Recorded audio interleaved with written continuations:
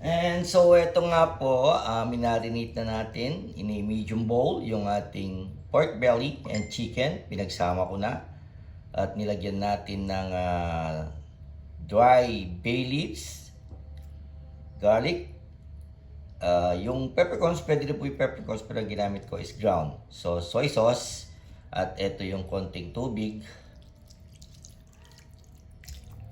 and plus the oyster sauce. Optional lang po yung oyster sauce ha. Dati wala naman to eh. Pero dahil masarap yung oyster sauce, halo. And then let it rest for 30 minutes para ma-absorb nung ating pork and chicken yung ating marinade.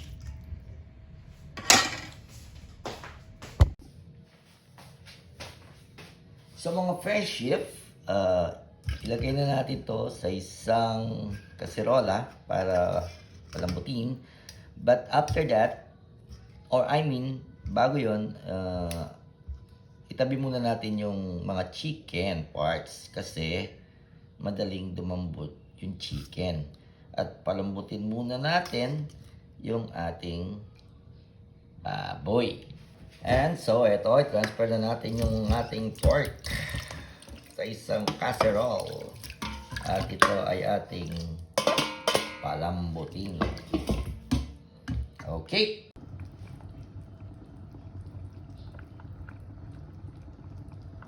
Third, 30 to 45 minutes or kung lumambot na yung ating baboy, pwede na natin isama yung ating chicken. Dahil madali lang maluto yung chicken, isama na rin natin yung ating potatoes. Ayan guys. So, sunod-sunod.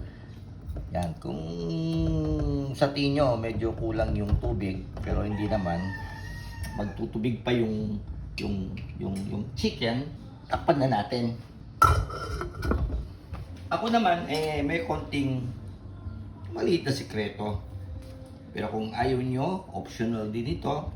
Nilalagyan ko siya ng konting brown sugar. Yan. Para mag-blend, mamaya, yung tamis at saka yung sourness ng ating suka. Wala pa suka yan ha. Tayo lang natin lumambot yung potatoes natin. Yan. Lubog natin.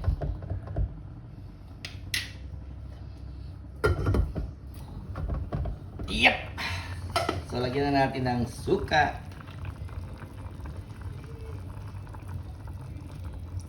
Yup!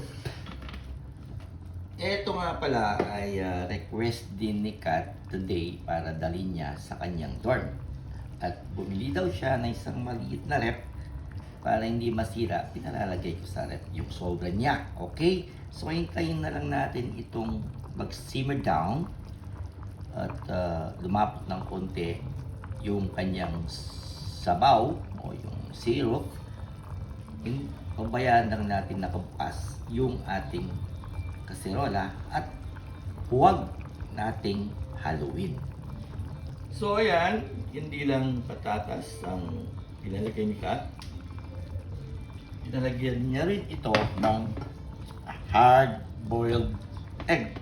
So ilagay ko na rin ito. Total luto na yan. Yan.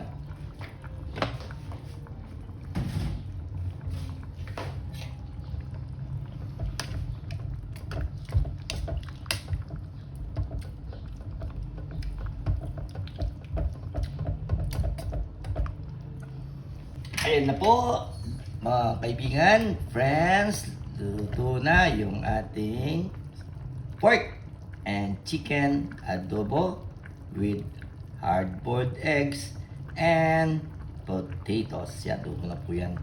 Kung nagmamadali na kayo at gutom na kayo, yes, kuha na tayo ng serving tray at maglagay na tayo sa ating pagkainan. Thank you for watching.